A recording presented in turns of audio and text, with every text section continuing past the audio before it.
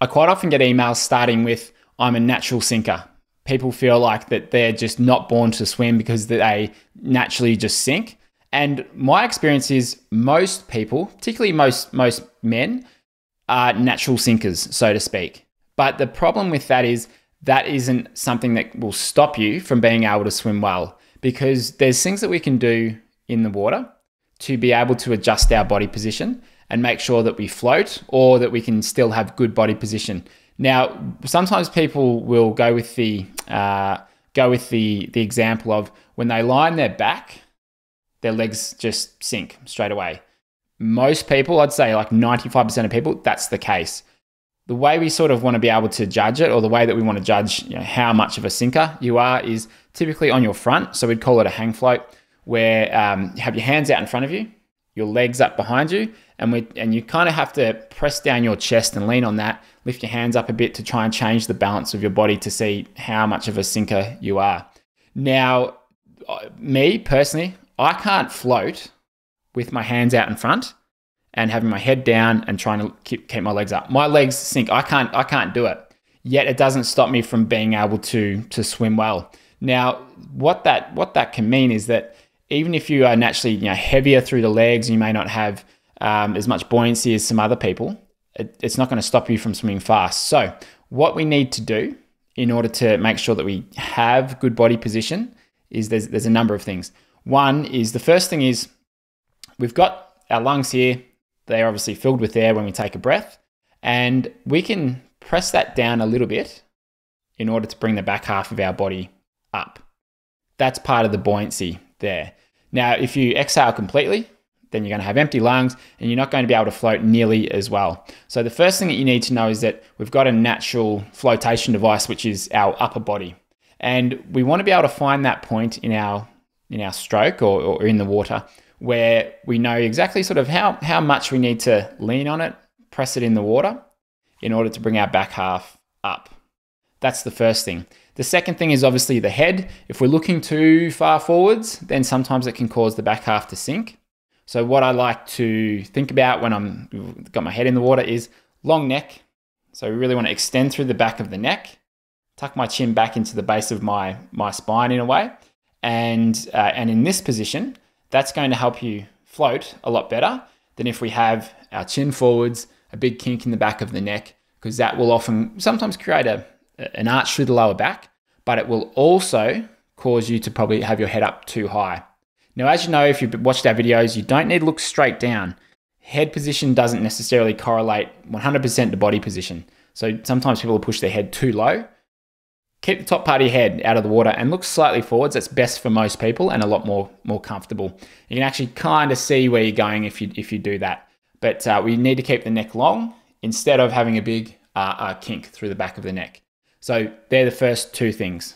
Got the buoyancy through here, press down with that a little bit. Look anywhere from 0 to 45 degrees, keeping your neck long. And then the other thing is also what you're doing with your hips and with your sort of lower back. I had someone join the membership recently, and he sort of came to me and said, I'm a natural sinker. I just cannot keep my legs up. So he sent me a video of him kicking face down in the water and just trying to stay upright.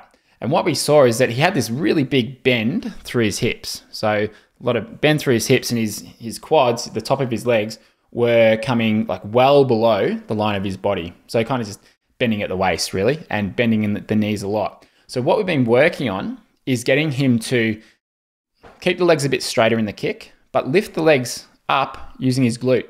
So you've got to lift the legs somewhat upwards on those upward kicks in a somewhat straight way.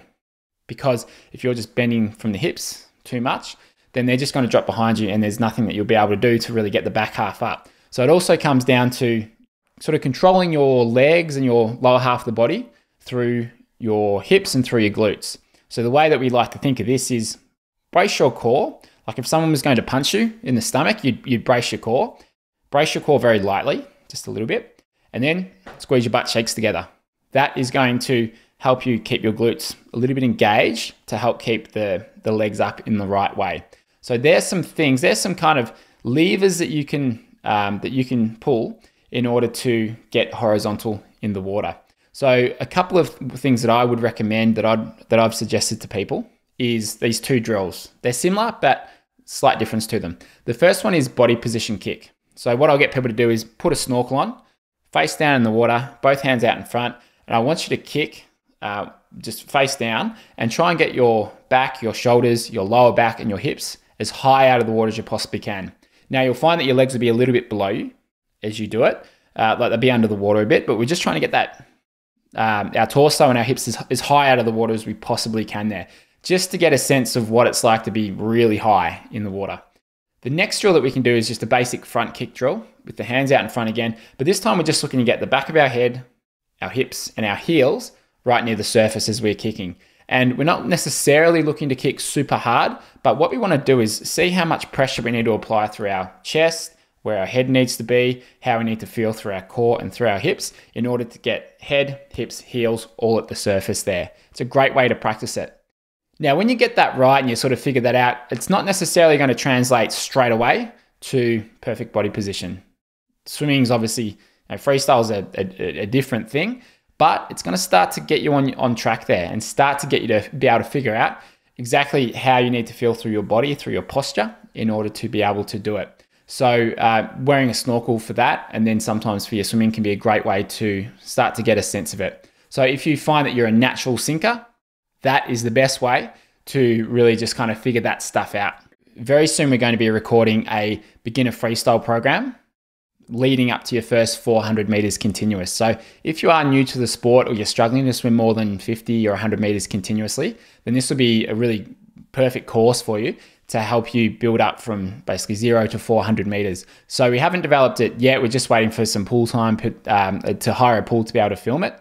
But what I'll do is in the link in the description, I'll add you to it. You can add yourself to our notification list. So click the link, it'll take you to a URL, and then you can just add your email address. And once we've launched the course, I'll send you an email, and that way you can get access when we have recorded it.